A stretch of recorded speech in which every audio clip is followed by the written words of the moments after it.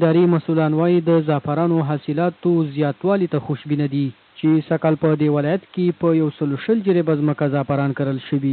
همدارنګه د کرنې مسؤلان وایي چې په روان کال کې به له شمالي ولایتونو څخه شاوخوا 1 ټن زعفرانو حاصلات راټول شي.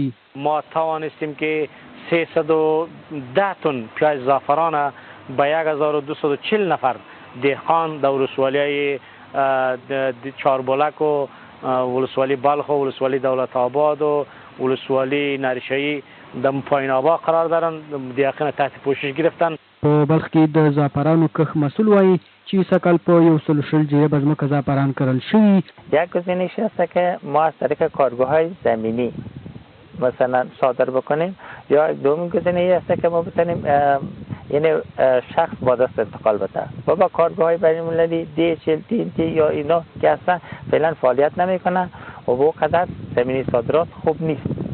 له بلې خوا یو شمېر مېرمنې چې د زعفرانو د ګلانو په راټولولو بوختې دي خوشحاله دي، وایي چې په دې شرایطو کې ورته د کار زمینه برابره شوې.